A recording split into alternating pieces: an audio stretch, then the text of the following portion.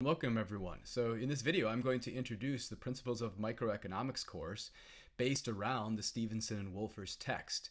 So I'm going to place this on my YouTube because though I'm using this specifically for my fall 2020 class, I find that it's a lot easier for me to post my videos on YouTube and then be able to kind of send them easily to students, time-stamped to answer questions and or to be able to use them in the future, much more so than if it's locked up in Canvas or something like that. So hopefully this is useful, especially if you're in the class and then maybe in the future as well. You'll notice I've got another playlist on introductory microeconomics, and that is based around the Krugman and Wells text. But I've been using the Stevenson and Wolfers text more recently. One of the reasons why is because, Betsy and Justin are my colleagues. So you can go ahead, kind of learn something about your textbook authors. So this is the Macmillan Learning Site. Here's bio for Betsy and then for Justin as well. I've worked with Justin on his large section of Principles of Micro, 450 students the last 2 falls, and then I've taught with the book during that time in my own classes. So here's the book on Amazon, and notice there's like 1 rating. I was like, how's there 1 rating? And then there's no comment, so I don't know. Anyway, hopefully that'll go up. Go ahead, rate it 5 stars. It's a good book. That's why I'm using it. You can follow your textbook author. So here's Justin, and then also writes at New York Times as well. Hey, I might as well mention you can follow me on Twitter, but why, right? So anyway, in this class, what Betsy and Justin do that's a little bit different than the way that a typical microeconomics course is situated is they structure the course around 4 core principles, and that's going to be the point of the first collection of lectures. Actually, I'm going to break this up into 4 lectures. The 4 core principles are the cost-benefit principle, the opportunity cost principle, the marginal principle, and then the interdependence principle. And I'm going to have kind of 4 standalone videos for those because the first lecture is 71 slides. Interestingly, and I know this from having worked with Justin, these are the textbook slides, but these are also the slides that Justin's been teaching from. And so these are actually Justin's slides with some small differences. Okay, so chapter objective. We want to learn the 4 core principles that provide the foundation for all economic analysis, use the 4 core principles to analyze choices and make better decisions, right? So the idea is we can think of the important aspects of economics analyzed through this kind of simple framework of these 4 principles that show up repeatedly. And that's the structure of the lecture, the structure of the course. All right, so the first thing is we want to think about economics as a way of thinking grounded in a set of broadly applicable principles you'll find useful in the ordinary business of life. That's kind of what I mentioned already, is like we can distill down economics to 4 principles, these 4 principles that show up in a lot of different places and give us tremendous insight, whatever is the application we're after. All right, so I'll read them here and then I'll go through them kind of in turn. This video won't go into opportunity cost principle, marginal principle, or interdependence principle apart from what I'll talk about just now. So it'll focus on cost-benefit principle. So cost-benefit principle, costs and benefits are the incentives that shape decisions. You should evaluate the full set of costs and benefits of any choice and only pursue those whose benefits are at least as large as their costs. The key with the cost-benefit principle is we want to evaluate the full set of costs and benefits, all the benefits and all the costs that are relevant. Opportunity cost principle is recognizing that the true cost of something is the next best alternative. Right? I tell students that opportunity cost represents sacrifice. It's what you give up or lose when you do one thing instead of another. Right? Your decisions should reflect the opportunity cost rather than just cash outlays, just the obvious out-of-pocket financial cost. You also want to think about, well, what could that money have been used for if you had done the counterfactual? Marginal principle, decisions about quantities are best made incrementally. You want to break up how many decisions, like how many units should I buy, into a series of smaller or marginal decisions. Should I buy 1 more? Now, you might get confused between the difference between the marginal principle and the cost-benefit principle. The difference is the cost-benefit principle is looking at the full set of costs and benefits. The marginal principle is literally looking at the marginal comparison, the marginal contribution of 1 more unit of that activity versus the cost. In the interdependence principle is just saying, well, your choice depends on your other choices, your future, your past choices, the choices that others make, developments in markets, and so on, right? If any of these factors change, then your best choice might change as well. All right. So the first thing is thinking about our principled approach to economics and thinking about the framework that we're going to develop. So firstly, Economics is not just about money. Oftentimes students will approach the economics class and they might only think economics has to do with like stock market or finance. And although it's an important foundation for those things, economics isn't just about money. It's about analyzing how people deal with scarcity, essentially. Right? So it's a way of thinking, and the economic approach can help us understand politics, families, careers, just about every aspect of your life. Why? Well, because this economic framework helps us get an insight into how people will optimize under a collection of constraints. Right? All right. So, for instance, we have this decision of, should I stream one more episode? Should I watch one more episode? Should I binge watch entire series? Well, it's an economic decision, because in doing so, I give up the ability to use my time for something else. Anyway, so the economic approach, economics is a study of people in the ordinary business of life, right? So we just want to think about how people go about managing their decisions and recognizing that there's applications of economics that can help us make better decisions, right? There's this practicability, right? We can come up with this sort of useful framework that's workable, that people can employ to be able to make better decisions. All right, so here, through the course of our study of economics, you'll learn 4 principles that'll help you make better decisions, and the approach will guide you through both microeconomics and then macroeconomics. Look, this text here, these slides are coming from, is Principles of Economics. This is the combined text. For my class, I focus on microeconomics. It's a study of individual decision-making and then implications for specific markets. Macroeconomics is thinking about the study of decision-making across the entire economy. So microeconomics focuses on a single market, single product or single service, single product or single service markets, and then on relevant adjacent markets through the interdependence principle. Macroeconomics focuses on the entire economy, all markets together. All right, so we have this framework for making decisions based around our core principles, right? Individual choices, individual decisions are the foundation for the economic forces that we study. Our 4 core principles give us a systematic framework for being able to analyze these decisions, be able to understand what decisions people might come to, and kind of the why and the costs and whether they've optimized kind of behind these decisions. All right, so the principles are the cost-benefit principle, the opportunity cost principle, marginal principle, and interdependence principle, which should now be pretty familiar from about 30 seconds ago. All right, so we could think in terms of like reflecting. Well, firstly, we have discussions. We're not going to have a true discussion here since we have this sort of asynchronous lecture, but think about it. What decisions have you made today? How did you use your time? How did you use your resources? What choices did you make? What alternatives did you forego? Right? Okay, so in doing so, we want to reflect on applications of the cost-benefit principle. We want to think about evaluating the full set of costs and benefits of any choice and pursue only those whose benefits are at least as large as their costs. Right, so costs and benefits are the incentives shaping our decisions. And what the cost-benefit principle is telling us is we want to look at the full set of costs and full set of benefits involved with any choice, and then we're going to, having made this comparison, pursue only choices where benefits are at least as large as their costs. Otherwise, we're kind of worsening the situation for ourselves. So here's kind of an example, coffee shop example. So you walk into a coffee shop, decide that you realize you're going to decide whether to purchase a cup of coffee or not. Coffee costs $3. Should you buy the coffee? Oh, I mean, it's not immediately clear. We want to consider our full set of costs and full set of benefits, right? The cost-benefit principle is telling us, well, if we believe our benefit is at least as large as $3, yeah, we'll go ahead and buy. Okay, so what is that benefit of your consumption of coffee? Think about all the things that you get as a result. And as you're reflecting on those benefits, well, so maybe you like the taste of coffee, maybe you need the caffeine or something like that. Maybe it's part of your routine. Anyway, a lot of these things are non-monetary benefits. Well, to be able to make this comparison, because the cost is denominated in money, we want to be able to compare intangible benefits to monetary cost. Well, the trick that we will use as economists is convert each cost and each benefit into the monetary equivalent. And the way that we do this is we reflect on what is our willingness to pay, meaning what is the most you'd be willing to pay to obtain a particular benefit or to avoid a particular cost. And so if I want to quantify my intangible benefit from a cup of coffee, I want to think of what am I willing to pay for that cup of coffee? That's going to be a way to proxy for my benefit. Or suppose you're trying to avoid a particular cost, right?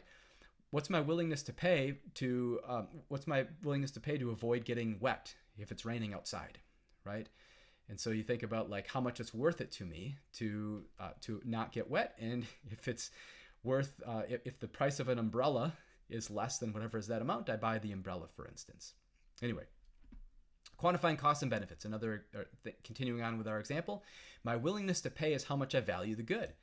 So am I willing to pay $5 for a cup of coffee? What about $4? Maybe $3? How about just $2, right? The amount you're willing to pay ultimately depends on how much you like coffee, not the price, right? So we have the price, that's what the amount it's going to cost me to obtain the good, but my willingness to pay is not necessarily, and probably often not, the price. My willingness to pay might be something much higher. My willingness to pay for a cup of coffee is much higher than $5. I really like coffee, right?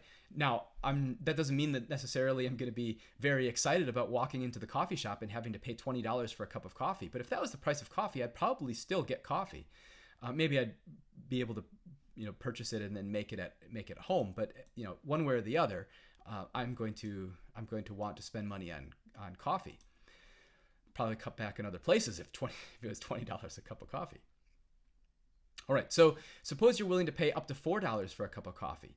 Well, if my willingness to pay is $4, our assumption is, or our conclusion is, that you are always going to be willing to pay less than $4. So if the maximal amount that I'm willing to pay for a cup of coffee is $4, I will always buy when coffee is priced at less than $4.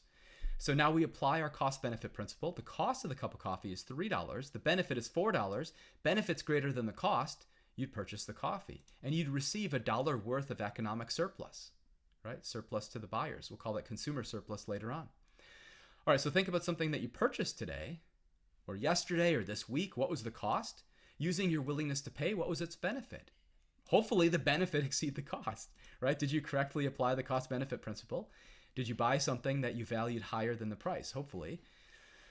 All right, so the other thing to think about is that you might think that economists are obsessed with money. It's actually not true.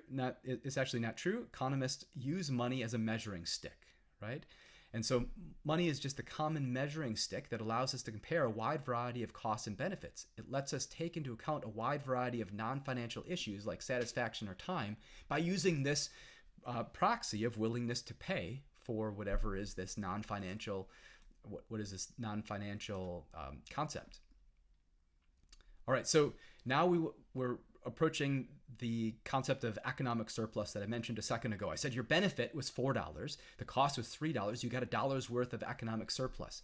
Our goal is to maximize your economic surplus, right? The idea is that when you follow the cost-benefit principle, every decision that you make is going to yield larger benefits than cost, because the cost-benefit principle is telling you to buy exactly when the benefits are bigger than the cost, and to not buy exactly when that's not true. Right? Economic surplus then is the total benefit minus the total cost coming from a decision. So it's a measure of how much your decision has improved your well-being. In the coffee example, my economic surplus would have been $1. My willingness to pay was $4 in the slides, and then the cost was $3. Ultimately, by maximizing your economic surplus, you make good decisions. And vice versa, by making good decisions, you maximize your economic surplus. Another thing that's interesting, focusing on the costs and benefits rather than how they're framed. And so there's framing issues. We realize this from behavioral economics and from economic psychology, like the work of Kahneman and Tversky. Framing refers to how different alternatives can be described or framed. And the problem is framing effects can lead you astray. It can make identical choices seem very different. So here's an example. Suppose you're a CEO of a large but struggling insurance company. Sales have fallen and you need to cut costs. I wonder if I can make it bigger this way. So sorry, I realize this is wonderful. Right in the middle of my video. Sorry. I thought that was going to be helpful. I realize it's not. So anyway, you're the CEO of a large but struggling insurance company. Sales have fallen. You need to cut costs in order to avoid losing money this year. You anticipate needing to fire 6,000 employees. Your management team has been exploring alternatives to this drastic action. During your Monday morning meeting, they suggest two possible plans. Plan A saves 2,000 jobs. Plan B has a 1 in 3 chance of saving all 6,000 jobs, but a 2 in 3 chance of saving no jobs at all. Which plan do you choose? Just mark down for yourself which one seems better. All right. And continuing on, I think by virtue of having done this, I've ruined my slide deck for a second. The important thing is we want to,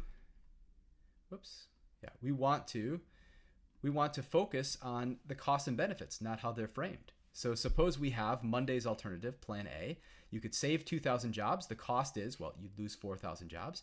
Monday's alternative, plan B, was there's a 1 in 3 chance to save 6,000 jobs, a 2 in 3 chance to lose 6,000 jobs, right? 1 in 3 chance of saving all 6,000 jobs, 2 in 3 chances of saving no jobs at all. Oh, there's supposed to be another slide that's missing here.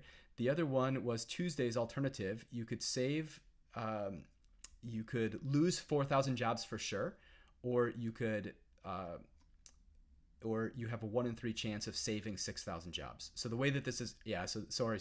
I'm not going to fix this because here I'm sort of explaining this in the context of the lecture now, and I hate editing videos.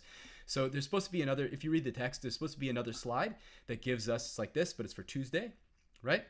And so in the first one, it's supposed to be like saves 2,000 jobs, just as it's supposed to be. It's this one, right? Saves 2,000 jobs, has a 1 in 3 chance of saving all 6,000 jobs, right? 2 in 3 chance of saving no jobs at all.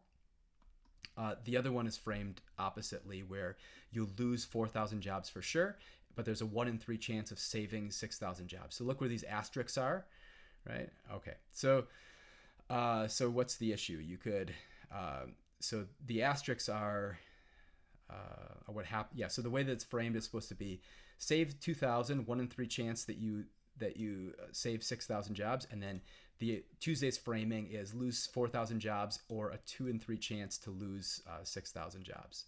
And the issue is like they're framing an identical decision. All right. So this is kind of a long way around to just get to the punchline, which is you don't want to focus on the framing. You want to focus on the costs and the benefits involved. Just identify the costs, identify the benefits in both cases, kind of abstract away the framing, and you realize, the two situations are the same, right? I think that got lost here. I don't know if this is maybe because I saved this as a PDF instead of as a PowerPoint or whatever. But I've said what I needed to say to explain that example. All right, so discussion question. Think about the last time you purchased a good or service. What were your benefits? What were your costs? What were the seller's benefits? What were the seller's costs? Did you benefit more than your costs? Right, so, all right, what were my benefits? What were my costs for something I recently bought? What were the seller's benefits? What were the seller's costs? Did you both benefit more than your costs? Well, if you're both applying the cost-benefit principle, then indeed, yeah, you would buy exactly when your benefit exceeds the cost of buying. Seller would sell exactly when their benefit of selling exceeds their cost of selling. All right, so here's another application of the cost-benefit principle. Now it's sort of like a decision that very well may be faced as you graduate from university. So Narita Kyle, a 23-year-old economics graduate, is about to start her first full-time job. She likes her new apartment, but there's no metro rail station nearby. Buses only come rarely, and she's too far from work to bike or walk. Should she take a car or should she buy a car or take an Uber each way? All right, so Narita came up with the following costs. The cost of purchasing a car is $10,000, but could sell it for $8,000 after a year, right? Could recover part of that cost. Work is 5 miles away. The car gets 25 miles to the gallon. She works 50 weeks a year. Gas costs $3 per gallon. Insurance costs $1,500 per year. Repairs cost $500 per year. Parking costs $5 per year, and Uber fares are $10 per ride. All right, so we've got all the costs, and then what are the benefits? So let's see. I'm going to look at this table. It should be matching the table from the text. I wonder if I can get my... there's a tool that I want to be able to use to move this. Oh, well. So the cost associated with buying and maintaining a car versus the benefits. Well, the cost of the car were the $10,000 purchase price minus the $8,000 resale value. So if we're thinking about the comparison of what to do for the upcoming year, right? At the end of the year, you could resell it for $8,000, meaning that it would have cost you $2,000 to use the car for that year. Similarly, rather than buying the car, you could have just leased it for $2,000 for the year, whatever. So, all right. Gas costs, 5 miles times 2 trips per day times 5 days per week times 50 weeks is 2,500 miles, which is going to cost you $300. Because she gets 25 miles per gallon, she'll need 2,500 miles divided by 25 miles per gallon is 100 gallons, which costs a total of $3 times 100 gallons. That was the 300. Parking costs, $5 per day times 5 days per week, or over 50 weeks per year. So that's $1,250. And then insurance, $1,500, repairs, $500. Oh, the total annual costs are, $5,550. What are the benefits, the savings from not taking an Uber? Well, if you take an Uber, you'd it would cost $5,000, right? $10 per trip times 2 trips per day times 5 days per week times 50 weeks per year, assuming that there's no surge pricing, right? So at least the way that we are calculating this, it would cost, so the savings from not taking an Uber. When you buy the car instead of taking an Uber, you don't pay $5,000 to Uber, right? So the costs of the car are all the things you incur when you're buying the car. The benefits are the things you don't incur when you buy the car, which is Uber. So that's $5,000. So here, our 23-year-old graduate is coming away $550 ahead if they buy the car. All right. So suppose you're willing to pay up to $15 to purchase a meal at your favorite restaurant. The meal currently costs $16. Should you buy it? Oh, well, no, because the cost is higher than the benefit. This is the correct answer. So the other choice is yes, because $16 is not that much higher than $15. Yes, because the benefit is higher than the cost. No, it's not. No, because you cannot quantify the benefit. No, you can. You think in terms of your willingness to pay, which we've actually denominated by this $15. No, because the cost is higher than the benefit. Yeah, and here I've revealed, by virtue of skipping to PDF instead of PowerPoint, I revealed the answer. Anyway, so I'm going to go ahead, I'm going to conclude this video here, and in the next video, I will talk about the opportunity cost principle. I hope you enjoyed this one. I'll see you in the next one.